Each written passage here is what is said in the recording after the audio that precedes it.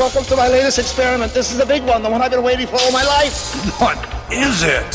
Try to imagine all life as you know it stopping instantaneously and every molecule in your body exploding at the speed of light. Oh my God.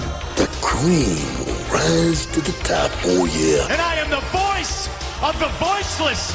And there is no one that does it better. The Guy and Harley podcast, streaming all over your face. Perhaps that was the most important part. Can you dig it? Can you dig it? Can you dig it? Pigville on the internet. If Guy Pigden ain't a crybaby, so ain't you. You want me to hold your hand and say it's okay, boo? You really want to hold the mic while this whole place boo? You only go round once, bitch, ain't no take two, so get busy. I'm Harley Neville. Welcome along to the Guy and Harley podcast. And I'm Guy Pigden. That was Giant Gorilla Dog thing, again, rapping about Guy Pigden. It's interesting that he picked me. Mentioned you by name. Yeah. Yeah. He called me out. Yeah. You really just love the use of a word multiple times. Oh, that's my favourite thing. In any rap or poetry. Anytime you can use the word twice in a different context or meaning. Love it. That is That's my thing. You just jizz a little bit. I get a woody for that. Yeah. Or sometimes it doesn't have to be the exact same word, but it just sounds like the same word. Prime example, I was born today, skin smooth as satin, youth in front of me, until the return of Saturn. From the classic poem, Satan's Return. It's Saturn's return. So, yeah, I actually was thinking about Saturn's Return the other day. I was like, yeah, we should shoot that short thing for it at some point. Saturn's Return is a poem of mine. For the listeners' knowledge. It's the only poem that I'm interested in ever filming in the entirety of my life. Mm-hmm. But the problem is that it's going to involve a lot of time lapses, and I'm just mentally calculating in my head the amount of times that at 6 a.m. or 6 p.m. I've got to go somewhere and film a time lapse that may or may not work. And that is kind of what is that,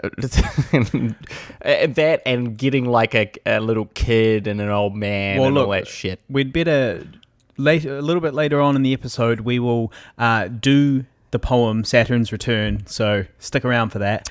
Well, you got to. We're just talking about it. I don't know. What the fuck are you on about? Well, they do know because they've already heard it on this fucking podcast. That was so long ago that I did that poem, and nobody that's currently listening was listening way back then. Never repeat yourself. It's a golden rule. That's not true. That's not true. Any musician plays the same song literally thousands of times. They repeat themselves continually. They make a career out of repeating themselves. You're not a musician. You are not a musician. It's the same thing. Nor are you a comedian. Whether it's comedy, poetry, or music, they always do the same. They repeat their performances. I would like to officially apologize for this repeat poem that at some point you'll hear. I'm sorry, listeners, and to the new ones that have come on, I guess it's okay for you, but for the other 40, yeah. Hey man, they love my poetry. Maybe we'll put it on at the end, and that way they can switch off. Switch off before that. Yeah. But no, so this poem has a whole bunch of it's all about growing old and the stages of life you go through. And so if we were to shoot a video for it, it makes sense that you'd start off with some little kids, and then you work through to sort of people our age, and then older, and then older again, like on your deathbed kind of thing. Yeah. And that's what worries me about shooting a video for it, is that we have to find all those cast members. Yeah. And they've got to be good. Yeah. Well, they don't have to be that good. I don't think they have to be that good. Well, it depends if you're getting them to read the poem or not. Well, no, they should read the poem, but they just have to read it. Like, to read a poem without stuttering or fumbling is really what they have to do. Because with the imagery that you used around it, you can kind of conjure the emotion you want. And what about this, though? Where do we record the audio? Do we record the audio on set of a man on his deathbed, or do we record the audio in a studio like a song? We go to a man on his deathbed, go, hey mate, do you want to just say a couple of words for us? We're just going to set up this camera here and record this. It's about your imminent death. Hope that's not going to be upsetting to you. take one. Here we go. Well, that is exactly what we're going to have to organise, and that's what I dread. Well, not really, though, because we just get an old guy. We Yeah. don't actually get a guy that's about to die. Yeah, but still, old guys, little kids. What do they say? Never work with kids or old guys. Or old guys. Isn't that the saying? Yeah, pretty much. Now, I got some bad news. Bad news in the acting world. Bad news all round for my acting. You guys will recall that last week I said I had an audition. I got the word back. I did not get the role. It's back to square one for the Nevs. Worse yet, my ad, which is, I believe, still on air for the Co-op Bank, which is where I get eaten by a giant snake which is sleeping beside my bed. I'll share that on our Facebook page, which is facebook.com/Guy and Harley. You can also find it on our YouTube channel by searching Pigville on YouTube. That commercial, I got an email from my agent. It is not rolling over. So I will not be getting paid half the money again to do nothing. It is. I really am back to square one now. None of my ads are on TV. Oh, and more bad news. I acted in an ad about 2 months ago for the Heart Foundation, which is a charity, and the idea of the ad was essentially to encourage people to put the Heart Foundation in their will as a charitable donation when they die. That's kind of the theme of the ads. And I was in it, and then the ad came out the other week, and I'm cut. Yeah. Cut from it entirely. At one point, if you know where to look, you can see the back of my bald head, and that's it.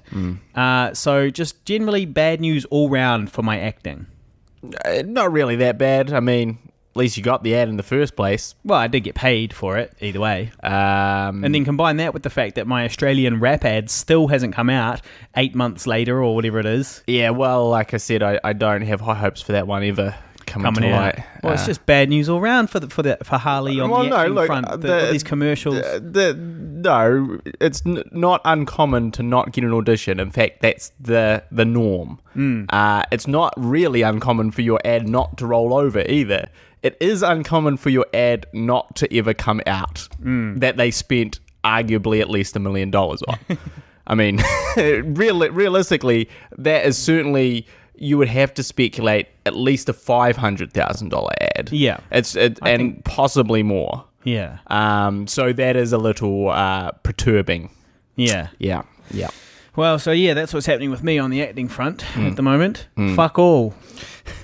This is well, that's good because I was getting sick of playing Christian Bale.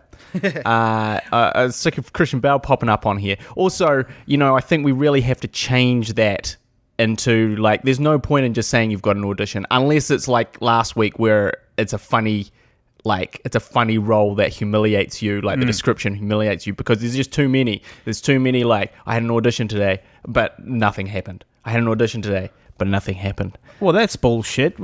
For a start, no one cares. Last audition before that was ages ago. Secondly, no. Yes, it was like 2 weeks prior to that. No, you're thinking of your audition. No, you had an audition, and that's why you put the Christian Bale thing in. Before that, my audition was ages. I haven't had an audition for ages. Go back and tune in, homie. Except last week. Yeah, that was it. That was the one. But I'm pretty sure if you went back 2 weeks before that, you'd find I had an audition. Yeah, you did. That's what I'm saying. Well, there's too many auditions. We need to change the segment to I got a role. I don't think so. I think the listeners want to hear about our auditions. This is a filmmaking podcast. It's a podcast about our lives. Only if they're interested. But if we're not allowed to talk about getting auditions... But we can't talk... Like, that's the thing. We don't actually talk about the minutiae of the audition. We don't break down, like... Yes, last week we spoke about how the fact that they had no dialogue, which always makes it really hard, you know, and that as actors we often fail at that, and it's really a difficult thing, and yada blah blah. But if you go back and listen to all these I had an audition, they mostly go, I had an audition for this thing, we can't really talk about it. Updates to come. Yeah. That's not exciting. A segment. That's exciting, particularly if you do end up getting That's the exciting role. For you. But this it's not podcast exciting. Is about me. It's not exciting for the podcast listeners. No, so Guy is suggesting that we now take out we do this podcast once a week, right? And we do our best to find some interesting content. In a week of humdrum living, we have to find a piece of interesting content that we can talk about for an hour. And now Guy is trying to enforce a new rule where we can't talk about auditions, which is arguably the most interesting things that happen to us but that's at what I'm any saying. given moment. If they're an interesting thing, like interestingly, it's a funny thing that you were looking to be cast as. Interestingly, something... Which it was last week. Something happened on the audition where, you embarrassed yourself or you got asked for a weird direction or something. But it can't just be, I had an audition for this thing, can't really talk about it, which is probably 75% of them. Well, I disagree. I think that's well and truly worth mentioning. We don't have anything else to talk about. Let the listeners decide. We don't have anything else to talk about. If we don't have anything, if the audition is just I had an audition, is it worth telling you listeners? Come on, it is. No, sure it is. They're keeping up with the lives of a couple of hip young actors living in the big smoke. Of course, we're going to mention auditions. This is a filmmaking podcast, after all. It's more relevant than most of the other shit we talk about. I would say that would have to go much more into depth of the actual auditions, which we can't really do for them to be interesting. I mean, look, this just occurred to me as I was listening to one of these I had an audition things, and I was like, Jesus, what the fuck is this about? This is a load of bullshit. Like, we're literally talking about an event that we don't talk about. Yeah, but we can't be expected to be exciting and interesting every single time, but if we don't talk about it, we don't know if it's going to be interesting. Well, that's what I'm saying. What if something interesting does come up? That's what I'm saying. If something interesting comes up, not just I had an audition. In the course of conversation about the fact that you had an audition. Well, I guess so, but it has to be going somewhere. Guys limiting the things going we can nowhere talk about on the podcast. Like, so far you've suggested keeping I had an audition when you can't talk about the audition and repeating poetry. I'm just trying to freshen things up here. Repeating poetry from episode 2, and while we are talking about shooting a music video for that poem, it is relevant. We should put it in. We also spoke about Saturn's Return a few weeks ago. Now, I know that if I was listening and you guys referred to something like a poem and then didn't actually do the poem, I'd be like, well, that's annoying because I don't know what the fuck you're talking about. What are you talking about old ladies and little kids for? I don't know what the poem's about. I'm assuming this listenership has been loyal from the beginning. I mean, a lot of them are new. A lot of them are new. We got a whole bunch of new listeners recently. We do have 10 new listeners. Exactly. And for them, they may be a little bit in the dark, but nothing worse than listening to your favorite podcast and just hearing the same shit. Well, yeah, okay. What do you got next? Well, I dyed my hair the other day. Oh, fucking that's thrilling. You dyed your hair the other day, did you go? I did dye my hair the other day for some acting headshots, which I took. Turn back the years, 10 years or so, probably. If I had to guess. I'll be honest, it looks the same. I didn't really notice it at all. But that's good. The other day when you came into my room, you were like, hey, who's this young guy from St. Leonard's? And I was like, yeah. And I was like, what the fuck's he talking about? Yeah. And then I thought it was just because you had shaved your face. And then it wasn't until a little bit later when I noticed that you had dyed the bathroom and not scrubbed it. I was like, oh, he must have dyed his hair. That's not true. I did scrub the bathroom. Not sufficiently. There's still marks down there. Those marks are permanent. Yes, I did scrub the bathroom very thoroughly, but those marks are just permanent now. Oh, good. I just literally dyed the bathroom. Oh, there goes the bond. But that's good that you didn't notice it, because it means that it's not so drastic that you're like, oh, Guy's dyeing his hair now, which I will be doing. Yeah. You're just like, yep, that's just Guy's hair. Not very grey. Just a couple of little grey flecks on the side. No big deal. But, for me, I was like, wow, this is cool. It's cool not having grey hair. But also part of me is like, you're living a lie, man. You're living a total lie. Just accept it. You're prematurely grey.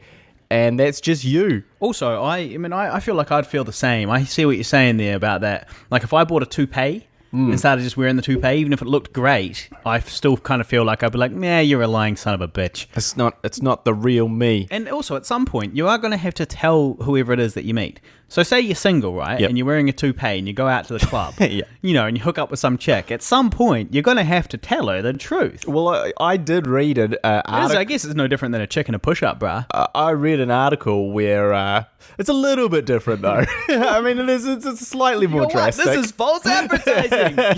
You can talk, bitch. Like their boobs go down a little bit. Your hair disappears as if by magic. Although I did read an article about a guy who basically had a toupee and married this girl and then been together for like 7 years. And he had kept that from her for 7 years. And then somehow like either it like did almost like fall off a little bit or like she walked in on the bathroom or something when he was like putting it on. And that was like, but it took that long. He didn't let the mirage, reveal itself. Yeah, he just rocked it. I guess that's heartening for how good the toupees must have Oh, it must have been a great one. Must have been a great one. Although, presumably after 7 years, they did share some finances, and she must have been like, like, because it's not cheap to maintain a toupee. Like a good toupee, Yeah. you don't just slap it on your head every day. No. You know, like it gets a proper one. I'm assuming he's got a proper one that was Well, kind of stuck on the air. and replacements at some point too. Plus, you've got to go for haircuts, and those haircuts are not just normal haircuts. They're haircuts where they cut the hair specially around your toupee to make it like, match properly. So, and they charge way more for it. Yeah. So yeah, I mean, that would have been quite a drain on the finances. Well, also the other thing too about like dyeing your hair is like at a certain point, like that's the thing is like, do you go, well, look, when I dye my hair now, it looks okay, so I should dye my hair now, or you go, well, because in the future, there's those old guys that dye their hair and it's ridiculous. just, well, it's just like once your hair is completely sort of grey/white, like completely, it just looks weird. Like it looks like there's coloring in your hair because it's like you're changing one shade to a completely different shade. And then not only that, you get this regrowth of like just pure white underneath that. And that regrowth, it takes what, a day, 2 days? And it's like, yeah, you don't want to get to that stage. So then do you dye your hair now?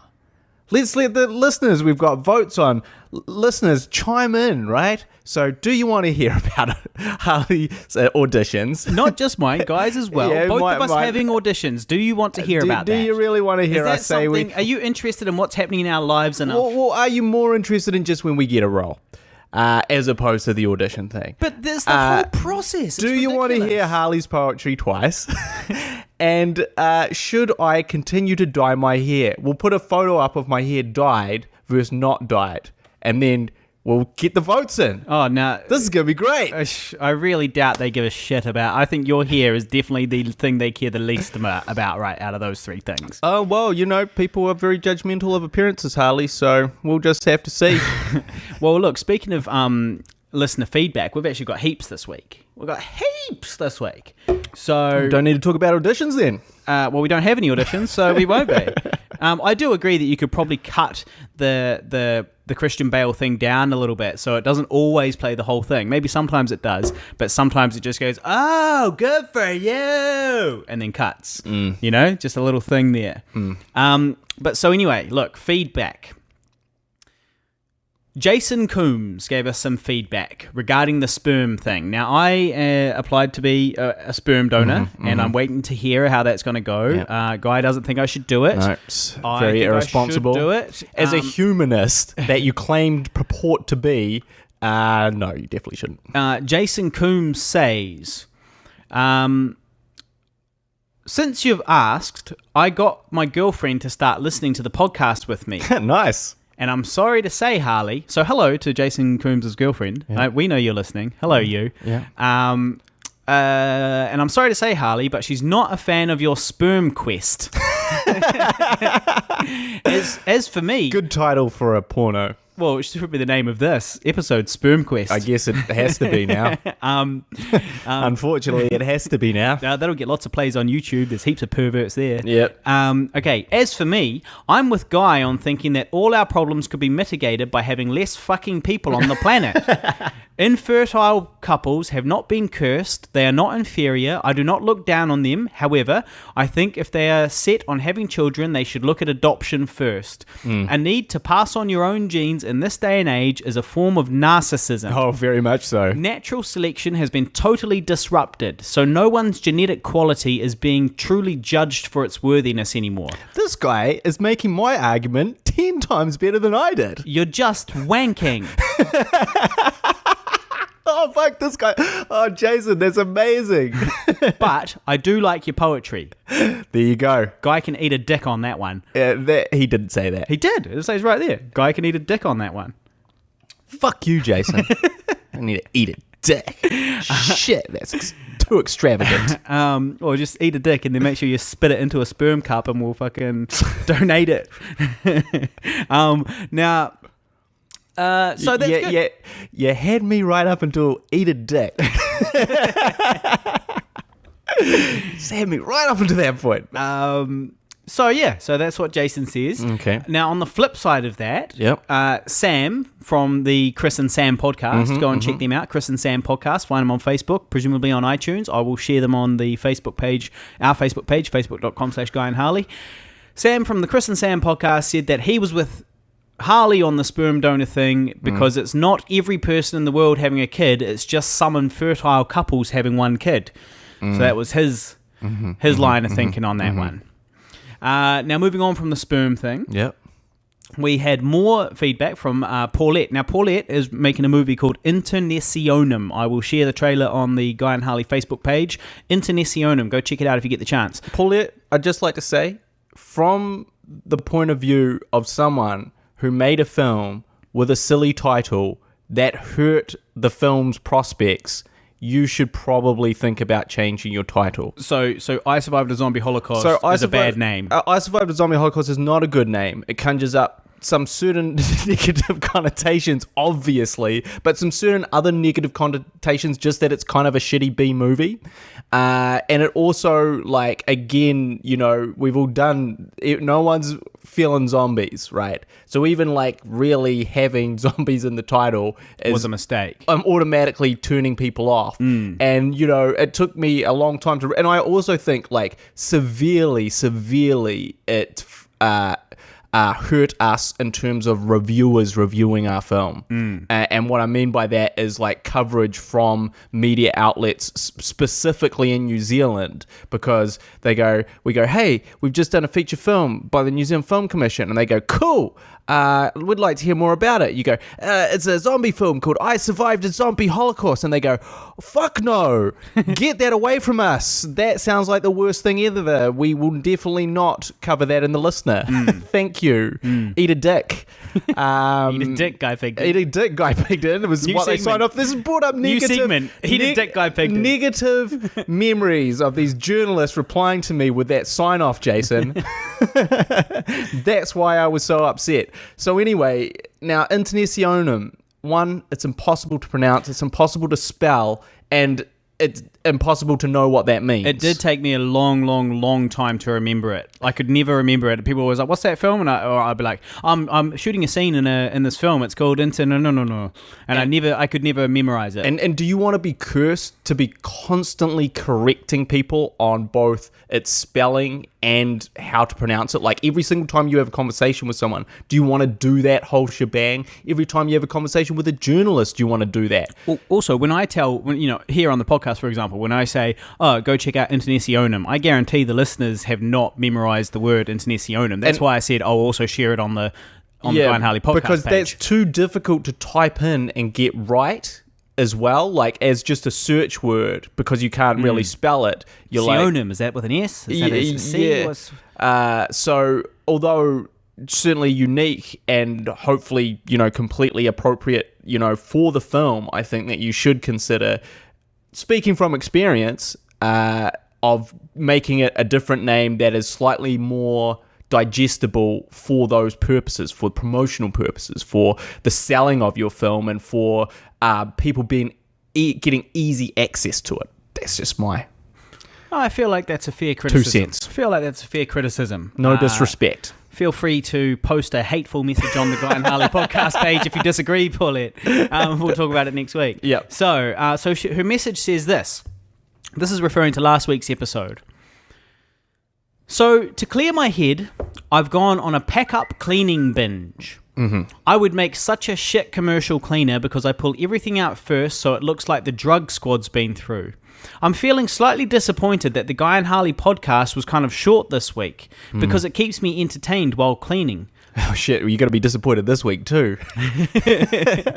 I headed to the supermarket for some more bleach and disinfectant, and lo and behold, I meet my first real-life schlubby dad. And it struck me, I either don't normally frequent establishments where schlubby dads hang out, or maybe I just don't notice them at all until I started listening to a self-proclaimed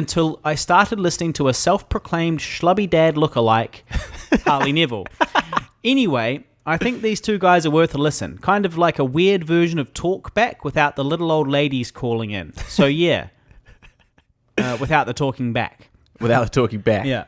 Well, that's the thing. I think that you've definitely been... The schlubby dads are everywhere. In fact, they're probably the most common male that you're seeing, but because you're so repulsed by them, then this is, it goes both ways, of course, but, it's that... Oh, we block out schlubby mums all the time. Exactly, that you just mentally tune them out, so who are you clocking? You're clocking really interesting looking people, and they could be really weird, or super grotesque, or super beautiful, but... on the spectrum, in that middle spectrum, that's where, like, if you think about a hum in a room that you just tune out, that hum in the room is schlubby dads that you've just tuned out, and you only hear the higher pitches up or down on that scale. It's actually a good skill to have because it means you don't have to be looking at schlubby dads all the time. Although now they're becoming so popular that they're appearing on TV all the time. Well, it's even harder to avoid. That's the problem is now, like, because obviously that's the largest demographic now, pretty much. Certainly in like in that age bracket, as schlubby dads, probably with beards. Is that pretty much every ad now is a schlubby dad with a beard, doing something like slightly comic. Yeah, we need a funny-looking schlubby guy. And then that is in a good way proliferating into TV because you get like those types of very funny character actors doing like kind of interesting, funny things. Who pioneered this all? Was it Zach Galifianakis way back in The Hangover? Was he one of the... He is one of the pioneers, for sure. He was. Definitely. I mean, because up until then it was like, there was like, what's his face from Twins? Danny DeVito and the likes, but they played very specific niches. Whereas it's far more common now, and I guess it was Zach. He did it for us. and the other one, that one from what? From everything. From Pineapple Express and so on. Oh, Seth Rogen. That's the one. Yeah, I guess so. But he more from a schlubby young man to a schlubby dad. But he started off as a schlubby young man. So you can't really count that, I don't think. All right, we've got another piece of feedback here. Yep. This one is from Trevor Lewis. Now, I may or may not have read this many, many moons ago, but I kept the note and I was always like, fuck, I think I didn't read it. So hopefully I did. Hopefully I did not, rather. I'll tell you. All right. So this is from Trevor Lewis. He says, my wife bought me I Survived a Zombie Holocaust last week, and we watched it yesterday morning. Excellent. As good, if not better, than I thought it would be. Well done for putting your energy, hearts, and minds into something you believed in, and then seeing it through to a finish. It will entertain hundreds of thousands of people for years to come. Be proud, Harley and Guy. Thank you. Thank you, Trevor. And thank you to your wife who bought the DVD. I think we may have read that. Really? Yeah. Well, good. Extra special thanks to Trevor Lewis and his wife. Anytime. Well, if not hundreds of thousands, at least thousands of thousands? Hundreds of thousands. Well, yeah, due to the piracy, absolutely. Yeah. That we've been entertaining the piracies, hundreds and thousands of pirates for I guess 2 years now, and we're so glad. Now, Gordon Parkhurst bought the DVD this week, direct from the filmmakers. We have a deal at the moment.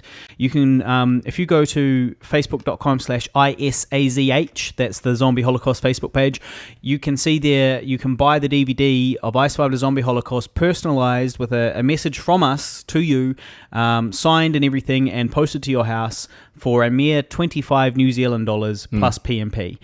All anywhere in the world. We'll post it anywhere in the world. So if you want to get yourselves a personalized copy, you can do so. That is what Gordon Parkhurst did this week.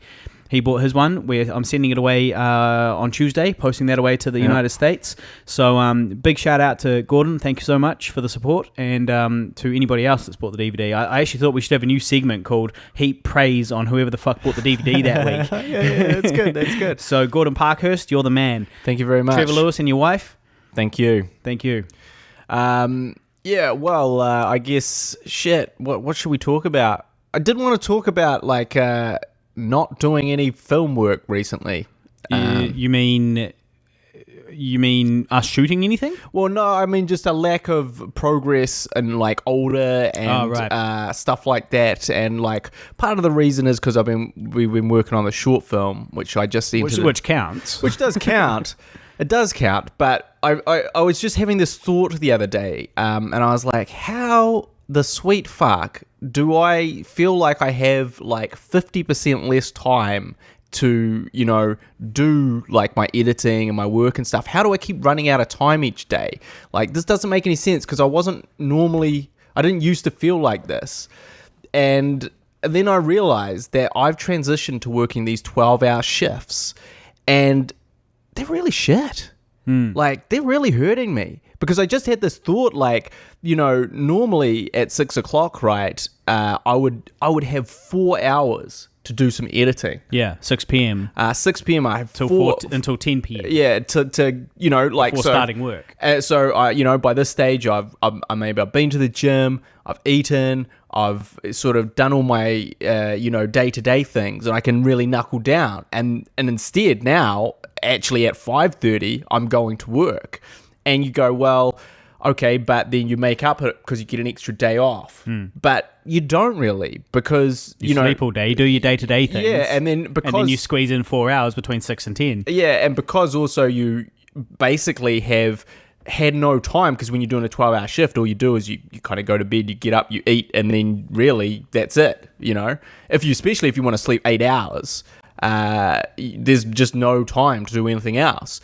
So actually you end up doing all the chores that you put off on your day off, as well as catching up on your sleep. So you've lost that day. So you're just fucked. So if anyone kind of offers you the thing of like, well, how about we switch to 12-hour shifts, but you get one extra day off, don't do it. Definitely how many days do a week not do you do work? it. So I do 4 days a week, Right. 4 12-hour shifts. Well, that's like 50 hours a week. Well, 48, but yeah. That's huge. That's a long work week. Well, I think for the average New Zealander, it's probably about the standard work week. No, I read today, this very day, that the average work week is between 38 and 40. Really?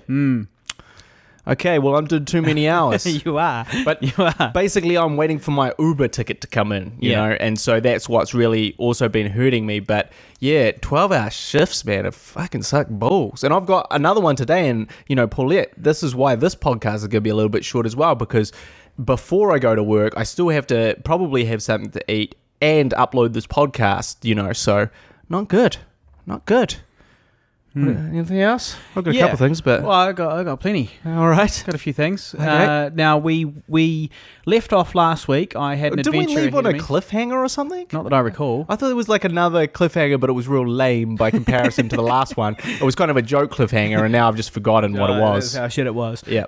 Not that I'm aware of. Okay. But so last week I was going on my first motorbike road trip. I did that now. Yep. I road tripped from Auckland to Hamilton for a rehearsal for this event. Now I'm allowed to say what this event is now. Okay. It's a TEDx talk. If you didn't deduce that From my Mark Wahlberg reference. teddy bear reference, and my subtle hint, Bob X. It's like Bob X, but not. It's TEDx. So I'm appearing at a TEDx talk now. It hasn't been officially announced, so this is all unofficial still. But I'm allowed to talk about it apparently. I'm performing at a TEDx talk. So what I had to do, and it's in Hamilton at the end of next month on the 30th of July, and so I had to road trip down to Hamilton to do a rehearsal last Saturday, and I did it. I got there, I walked in there cool as a cucumber and nailed the rehearsal. It went really well. It was really good. I got zero feedback as far as like things I needed to change or anything like that. Zero feedback. Stony silence. So I knew I was doing well. No, they loved it. It went really well. And then I continued on my my merry way and went to Rotorua to visit my grandparents. And that whole riding a motorbike thing, I'd never gone out on the open highway before. On your hog? On my hog. But let me tell you, it's pretty terrifying out there. Yep. And those guys that go out riding motorcycles on the weekend just for fun, like go out like riding, Fucking crazy. Well, they are. Like, you guys are lunatics. Like, what the fuck is wrong with you? Like, How fast is your motorbike now? Well, it can go. I mean, the fastest I've ever gone is 120, but that was only when I was like passing, and I didn't like it. Yeah, but it could go. I mean, it could easily go 150. So what were you doing? You're just pushing 100 the whole way? Just cruising on 100 pretty much the whole way. Yeah. But yeah, like those guys that go out riding on the weekend or whatever just for fun, like they go out for a Sunday drive, a Sunday ride. Like my mum always told me not to play in traffic. Yep. Now, if you've got a motorbike and you go out riding it for fun in the traffic, is that not the definition of playing in traffic? Sure. You don't need to be there, and you're risking like death. So, yeah, you guys are crazy. But yeah, I survived. I got through it all, and it was a lot more tiring than I expected. Really tiring. Really hard work. Going at 100k. Yeah. Are you feeling the force of the wind and stuff kind of trying to push you off the motorcycle or push your motorcycle unsteady? Yeah, a little bit.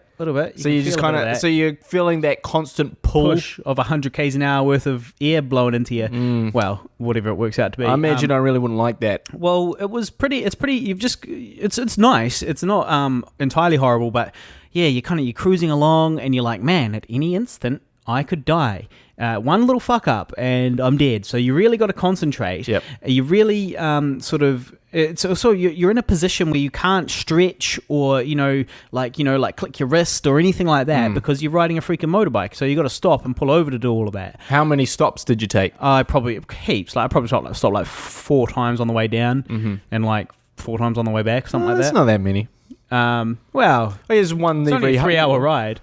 Yeah, right. It's once every 45 minutes or something like that. Something like that, yeah. But you need it. But yeah, so I survived anyway, and I have no intention of doing it again anytime soon, but I will when I absolutely must.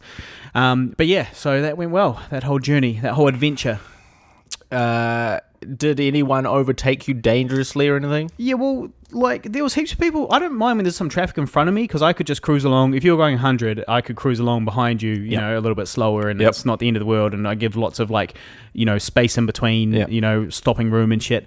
But the real annoying thing is when people just, like, ride right up your ass and you're going 100, right? And you don't want to go 110 or 120 because you're trying to turn corners and shit, and it'd be so easy to fuck up a corner and just go hooning off, flying off the road, not without even touching the other car, just go flying off the road at 100 k's an hour. Like, you're not going to get up from that. I never really thought about turning. Yeah. On a motorcycle. Like, obviously in a car, it's just instinctual, like, just rotating your hand. In this, you kind of got to lean your whole body. You got to anticipate a corner before it comes. Yeah. Fuck, it sounds horrible. Yeah. Oh, well, don't get me wrong. It was horrible. Nah, it was nice. It was nice. I did enjoy it. It was. I can see why people enjoy going and riding motorbikes, but I would just like it a lot more if there was 0 other cars on the road. Do you think it would be different if you had like a different, like, souped up motorbike? Nah, because I'd be too chicken shit to ride it, in the way that it needs to be ridden. If you're like some sort of speed freak, well, I guess you're into that stuff. But to be honest, I think if you're a speed freak that goes out, you see these guys that ride these super bikes out on the highway and go 200 k's an hour doing wheelies and shit, those motherfuckers just don't know, because they probably haven't had a crash or whatever yet. They don't know that their bodies are basically made of like butt hair and bubble gum, and that if they fall off, they're probably going to die at 100 k's an hour. Anything more than 60 k's an hour, you're very likely to die. And it's like, if you knew that, why would you be doing it? So clearly they don't know it. Well, I'm very happy driving my hybrid Prius around. My Toyota Prius. Like a big shot. Like a nano. Like a conscientious environmentalist that I am. Unlike yourself, Harley, but no worries. I'll have you know, Guy, that my motorbike will be more environmentally friendly than your Prius. Because you're dragging around a ton of metal everywhere you go, which means you're consuming more energy. E equals MC squared, motherfucker. My bike weighs half what your car would weigh. Well, we really need to look at consumption. Not even half. We need to analyze consumption of our two vehicles and miles per hour, more miles per gallon, or whatever the hell it is. And we'll get back to you on which is better. Right. We'll get back to you. Could be, you never know, hybrid, baby. Yeah. Electrical, baby. I reckon the motorbike might be the... I think, realistically, the motorbike will, just because it's so much smaller. Plus, it would be less of a carbon cost to build. Well, also, like a Prius has a high carbon cost to start off with. There's a high carbon cost investment. Yeah, I guess so. All those motherboards and shit in there. Well, we'll look into that. How much did it cost to fill up your tank? I think about between 15 and 20. Maybe. Okay, you have an advantage there. Yeah. How long does it take to use a tank? Well, I'm still figuring that out. That's the thing. Because I thought I ran out of gas one time, or it seemed like I ran out of gas. I was on the highway and suddenly it's stopped. And I'd only gone about 145 Ks. Right. And it was brand new. I'd gone about 145 Ks and then I ran out of gas. But I opened it up and had a look and I could still see gas in there. So I'm not sure if I actually ran out of gas. And I don't know if 140 Ks is very good for one tank of, $15 worth of gas or not. I have no idea. I'm not a car dude. Yeah. And perhaps one of the listeners can enlighten us. Yeah, maybe. Also, correction from last week. I can't remember who told us, but they were like, hey, by the way, Muhammad Ali didn't go to jail for 3 years. He just couldn't box for 3 years. Yeah. Thank you for that. That is true. But the point is, he stopped in his prime to protest this fucking... And potentially lost millions of dollars. Oh, millions of dollars. Well, yeah, and sort of made himself... made himself prime enemy number one. Public enemy. That's it. Public enemy number one. For his principles, which were proved correct. Now, it is Dry July next month. Yep. I'm going to do that again. So that'll be fun. I will set up a page soon and see if any of the listeners will throw me $1 or $2 to... Well, it's not really me. It goes to people with colon cancer, something like that. Well, that's good. Yeah. So colon cancer, of course, caused by alcohol. Yeah, makes sense. So I will be doing that next month. I'll set that up soon. Circle of life. Dry July. So get in. When you see that on the Guy and Harley Facebook page, chuck us $1, eh? Yeah. Well, I might join you, but not. I won't set up a page or do anything. Right. You just won't drink. I'll just live my life. All right. Well, fair enough. But the support, it's important, the support. Well, especially on the podcast, if I'm sitting here, if you're drinking and I'm not, although today I'm drinking a Sambuca and Guy's drinking nothing. For the record, no, I'm sipping on a healthy smoothie, actually. But yeah. Also, just found out this fact, and I know that there's all sorts of these facts around, but someone told me that a beer equals 6 pieces of white bread. I heard that. That's disgusting. Like, for me, a beer lover who now can't really drink, it's very hard for me to enjoy just a nice one single beer knowing that I've eaten fucking 3 sandwiches worth of white bread. Like, that is too much bread. If you'd said 2, totally. If you did 3, yeah, okay, maybe even 4. just for the one beer because I love beer. Okay, well, just know that it's 4 pieces of bread. Okay, but 6 is like more than I'd have if I was just hungry and I was having white bread, which I don't have because it's disgusting and bad for you. So this is wrong, guys. How can we fix it? Where's these light beer alternatives that are like 1 piece of bread? Where are they? I want to know. Is anyone who's a beer specialist? Anyone got beer suggestions that's going to cost me 1 piece of white bread instead of 6? There you go, listeners. Another viewer. Got so much to analyze and think about this episode, but we're going to have to wrap this up. Well, we are. So we better finish with that poem. Oh shit! Oh shit! I thought I'd forgotten about it. You'd forgotten about it. I hope you had too. Now this poem is a little bit different to all the other poems I do, and it was like literally the first poem I ever wrote because it's not preachy and wanky. That's the pretty much the biggest difference. My best friend, ladies and gentlemen, my best friend. This guy. Well, it's not. It's about life. Yeah, this fucking guy. It's not pretentious in any way. Oh, my best friend, ladies and gentlemen. Shitting all over everything I do. They're my best friend. So, this one is called Saturn's Return. It goes, Saturn orbits the sun every 29.4 years. This coincides with the stages of our lives. I was born today. Skin smooth as satin. Youth ahead of me. Until the return of Saturn. I make my first friends. I fight my first fights. I taste my first kiss. I stay up all night. Saturn's back. I'm 29 now. I still stay up all night, but writing things down. In moments alone, I think of a wife and what it might be like to share in my life. 60 years have passed. Saturn's back where it started. Time flies so fast. Life's not for the faint-hearted. The kids have left home. My parents' souls did depart. I can travel the world now with my sweetheart. I'm 90 today, ready to die. Saturn passes above and brings with it a smile in memory of the love I knew for a while. I take my last breath and let my soul roam wild.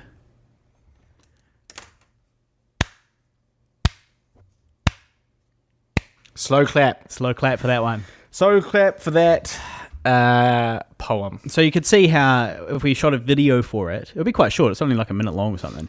And, you'd have like a little kid with the opening lines. You'd have a baby too. Go from a baby into a little kid into a teenager because it's like I have my first kiss and all that. Yeah. And then into a 29-year-old you'd have to played film, by me. You'd have to film a teen kissing another teen. Nice. Nah, but I'm assuming you'd just kind of lock it off, right? And just have like the faces changing, kind of like that black or white music video by Michael Jackson.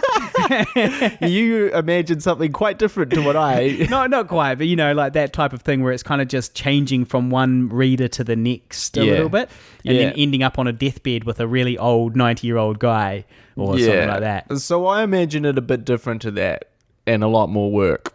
Right. But I imagine shooting it like a short film because what I would want to do is enter it into short film competitions, right? And just say like, this is a short film. Yeah, just accept it. Just live with it. Deal with it, guys. Yeah, it's got a spoken word poem to it, but eat a fucking dick. Yeah, this is my short film. Yeah, and hope that the visual imagery plus, of course, the poem would sell people on that and go. They go, yeah, it is. Well, I guess we'll put this in this festival. Yeah, well, they could even say that the poem is not really even a poem; it's just a narration of the story. Exactly, and I guess that's kind of what I'd like to do. So I'd like to create like that full story from birth to death, and a few of those moments in between. And yes, would have all those kids. Like, so one phase of that would be straight to camera, these kids saying this stuff. But then the other part would be, a first kiss. Yeah. A baby in a bassinet. Can I play the teen guy kissing a teen girl? Can I cast myself in that role? Is that all right? with a newly minted toupee, or just toupee, or just a classic ball guy trope of the beanie, the beanie on the head. That'd be much easier. He's a guy. He's just a guy with hair. He just likes wearing a beanie all the time. It's just cold. It's just cold. Well, we can look into that. I'm not sure how the teen girl will feel. I'm sure she'll feel lovely. So if you've got your kids and you'd like to offer their acting services, if you want to be part of this short that we're working on, this is the guy. This is the guy. No, I'll be playing the 29-year-old one. Yeah. Which is slightly less of a stretch. Yeah. No, I see that. I see that.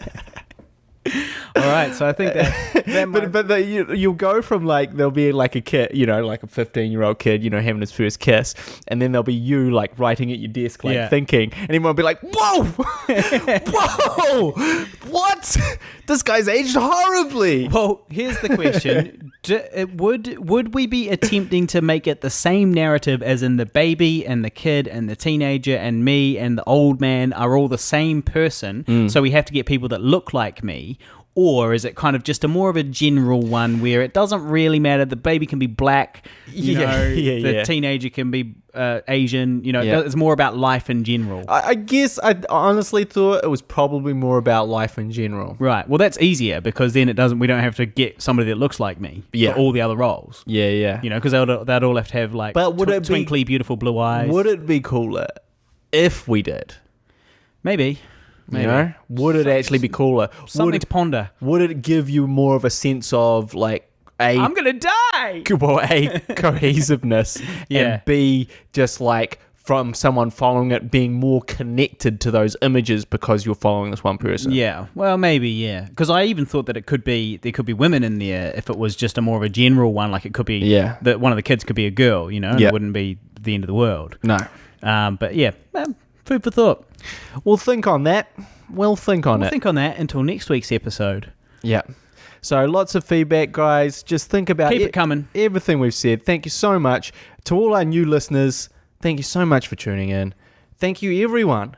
We're grateful. We're now the #1 podcast in New Zealand because Will Fleming's My Kiwi Life is now dead. Yep.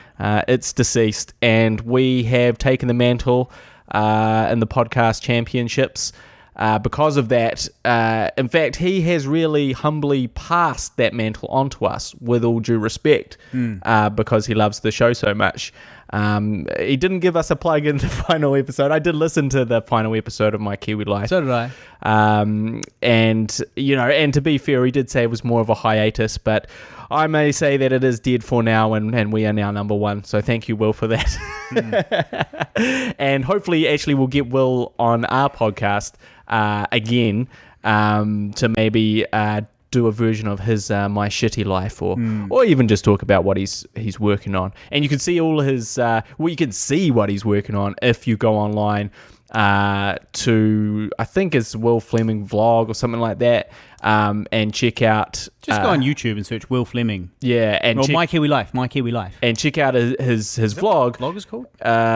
No, it's not called My Kiwi Life. I really think it's got a name.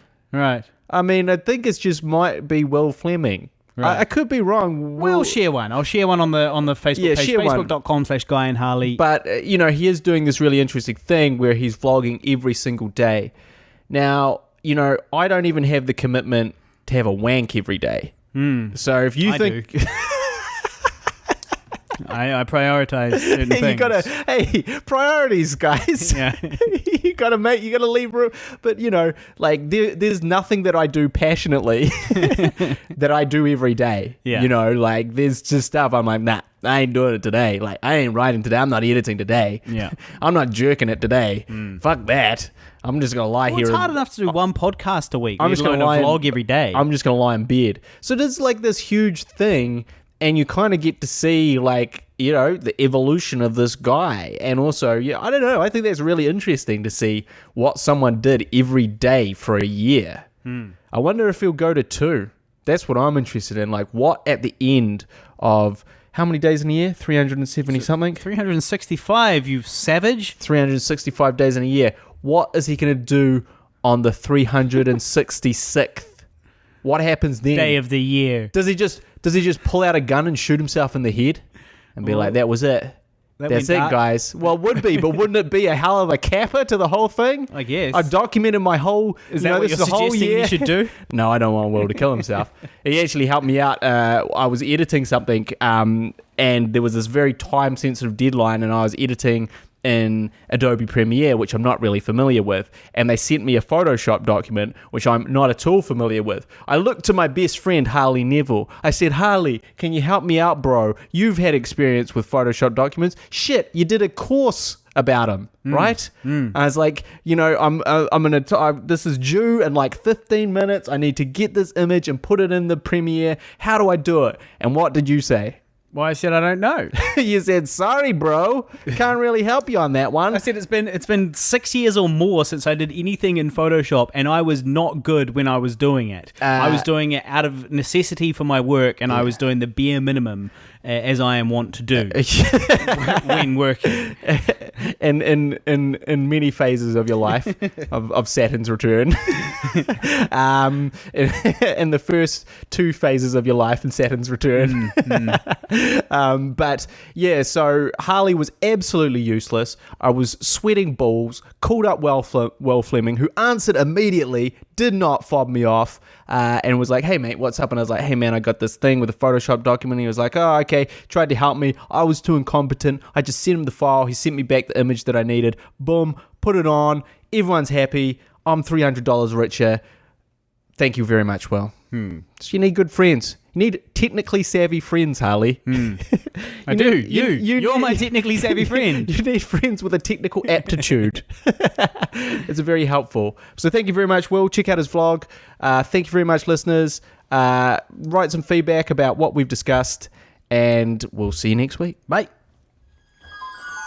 You've been listening to the Guy and Harley podcast, proudly brought to you by Pigville Productions. Laugh it up, fuzzball.